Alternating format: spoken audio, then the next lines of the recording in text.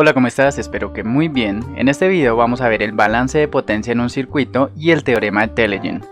El curso completo está en la lista de reproducción de análisis de circuitos eléctricos en corriente directa aquí en el canal. Ahora es momento de suscribirte, si no, vuelve cuando quieras. Recuerda que este contenido está organizado en el blog también y ahora sí, iniciemos. Vamos a calcular la potencia generada o absorbida por cada elemento. Encontramos el valor de la fuente dependiente y vamos a calcular las potencias. Hay que tener en cuenta la dirección de la corriente a través del elemento y la polaridad. Para la potencia 1 la corriente está ingresando por la terminal negativa, así que hay que tener en cuenta ese signo.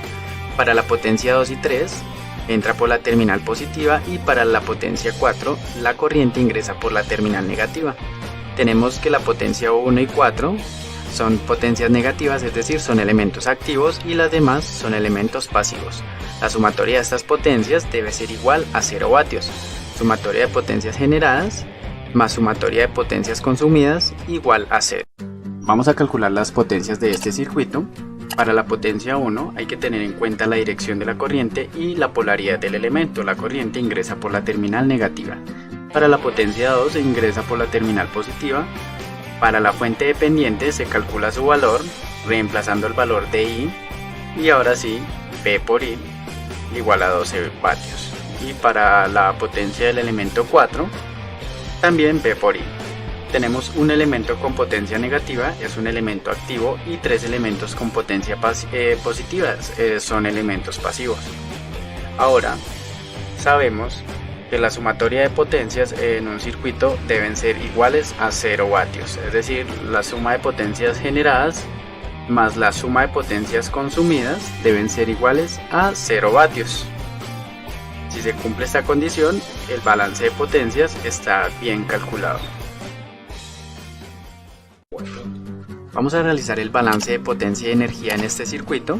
Vamos a empezar por definir la polaridad y sentido de la corriente en los elementos. Realizamos la ley de tensiones de Kirchhoff en la malla que más información tenemos, en este caso son 3 variables, una incógnita, y vamos a registrar los valores en una tabla para que sea más fácil realizar el balance de potencias. Vamos a registrar los valores obtenidos y los valores que ya nos presenta el ejercicio. Vamos a continuar con la malla 2 en sentido horario, recordando que la suma algebraica de las tensiones en un camino cerrado debe ser igual a 0. Vamos a calcular el valor de B sub E. Y al obtener este valor lo vamos a registrar en la tabla.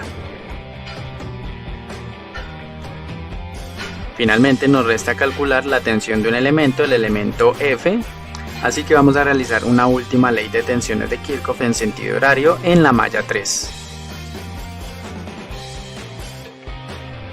Obtenemos el valor, lo registramos en la tabla y ya hemos obtenido todas las tensiones, puesto que B sub D es una tensión que ya nos da el ejercicio.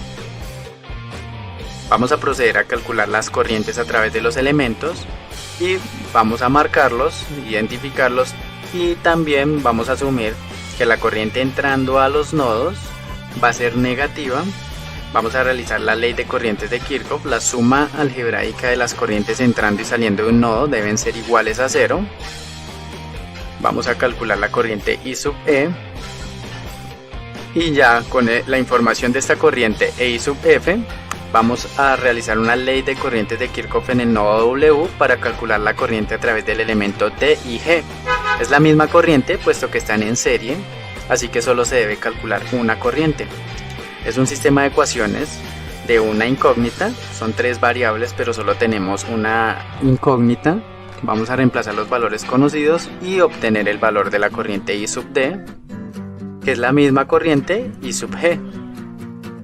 Recuerden, en un circuito serie la corriente es la misma para todos los elementos que están en serie. Vamos a registrar los valores en la tabla y finalmente con la corriente P y D vamos a calcular la corriente A. Ley de corrientes de Kirchhoff en el nodo X. La suma algebraica de las corrientes debe ser igual a 0 y despejamos la incógnita, que es la corriente a través del elemento A. Reemplazamos los valores que ya conocemos, operamos y encontramos el valor de esta corriente. Vamos a registrar ese valor en la tabla y ya podemos realizar el cálculo de potencia para cada uno de los elementos. Hay que tener muy en cuenta la dirección de la corriente y la polaridad del elemento. por dónde está entrando la corriente, si por la terminal positiva o negativa. Las potencias generadas van a ser las potencias de signo negativo y las potencias absorbidas o consumidas van a ser las potencias de signo positivo. Vamos a realizar la sumatoria de potencias. La suma de potencias generadas más las consumidas debe ser igual a 0. Finalmente, para determinar los elementos activos y pasivos, basta con fijarnos en el signo. Elementos activos con signo negativo y elementos pasivos con signo positivo. Bien, llegamos al final de este video y espero hayas aprendido todo el conocimiento que he compartido. Hay muchos libros de consulta, los que más me gustan son de los autores Irwin, Dorff, Sadiku, Kemmel y Bollstadt, entre otros grandes autores, y son de donde obtengo esta información que les estoy compartiendo. Créditos, teoría, ejercicios, voz, subtítulos y edición, todo lo referido a este video, yo. Inspiración, por supuesto que tú, así solo tú estés viendo este video, eso es suficiente para mí. En YouTube y en el blog encontrarás todo el curso completo de análisis de circuitos eléctricos en corriente directa, circuitos DC. Puedes encontrar el canal en YouTube, suscríbete, comparte, comenta, deja un me gusta en las redes sociales Facebook, Instagram, Twitter y el blog donde estará el contenido organizado para que desarrolles el curso completo con el canal. Gracias por ver este video y nos vemos en otros videos.